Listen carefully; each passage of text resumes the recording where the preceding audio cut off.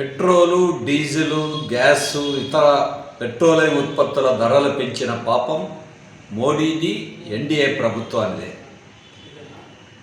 2014 సంవత్సరంలో ముడి సరుకు ప్రపంచంలో $105 ఉన్నప్పుడే పెట్రోలు, డీజిల్ 60-70 రూపాయలు అన్నారు. 12 ఏళ్ల తర్వాత ఇవాళ పెట్రోలియం ముడి చమురు $95కి తగ్గిపోయింది. కానీ పెట్రోల్ రేట్లు మాత్రం 40-50 రూపాయలు పెంచేశారు ఈ కాలంలో. పశ్చిమాసియా యుద్ధం, ప్రపంచంలో ముడి చమురు రేట్లు పెరిగినాయని చెప్పే మాటలు పచ్చి అబద్ధం. మోడీ, బీజేపీ ప్రజలను తప్పుదారి పట్టిస్తూ ఉంది.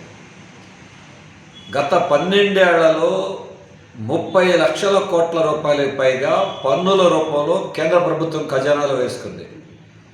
రాష్ట్ర ప్రభుత్వాలు అలాగే చేస్తున్నాయి. ఒక్క సంవత్సర కాలంలోనే 7.5 లక్షల కోట్ల రూపాయలు కేంద్ర రాష్ట్ర ప్రభుత్వాలు పెట్రోల్, డీజిల్ మీద పన్నులు వేశారు. ఆంధ్రప్రదేశ్లో చూస్తే దేశంలో ఏ రాష్ట్రంలో లేనటువంటి రేట్లు ఉన్నాయి. అండమాన్లో 88 రూపాయలు పెట్రోల్ ఉంటే ఆంధ్రప్రదేశ్లో 118 రూపాయలు ఏంటి?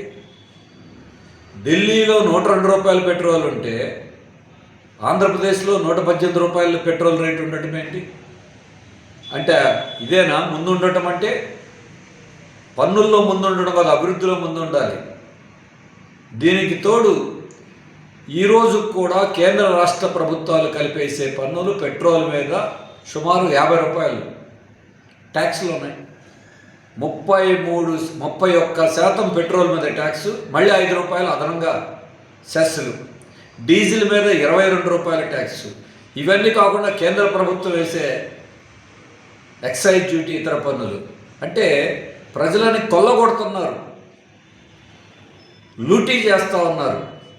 ఆయిల్ కంపెనీలు విపరీతమైన లాభాల్లో ఉన్నాయి. ఆయిల్ కంపెనీల లాభాలన్నీ డివిడెండ్ల రూపంలో కేంద్ర ప్రభుత్వం తీసుకుంటూ ఉంది. ఇవన్నీ ఖజానాలో వేసుకుని మాకు నష్టం వచ్చిందని చెప్పటం బూటకం.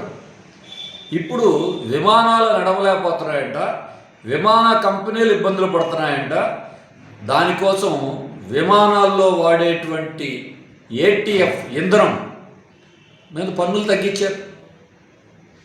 విదేశాలకి దేశం నుండి పెట్రోలు ఇక్కడ రిఫైన్ చేసి ఇతర దేశాలకి ఎగుమతి చేసేటువంటి రిలయన్స్ కంపెనీ వాళ్ళకి ట్యాక్సులు తగ్గించారు.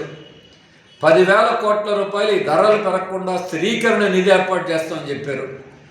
దేశంలో ఉన్న కోట్ల మంది ప్రజలకి పెట్రోలు, డీజిల్, వంట గ్యాస్ రేట్లు తగ్గించకపోగా మళ్ళీ అదనపు భారం వేసి లూటీ చేస్తున్నారు.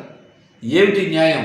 అంటే కార్పొరేట్లకి పన్నులు తగ్గిస్తారు, సామాన్యులకి పన్నులు పెంచుతారు. అందుకే దీనికి వ్యతిరేకంగా కేంద్ర రాష్ట్ర ప్రభుత్వాలు పన్నులు తగ్గించాలి.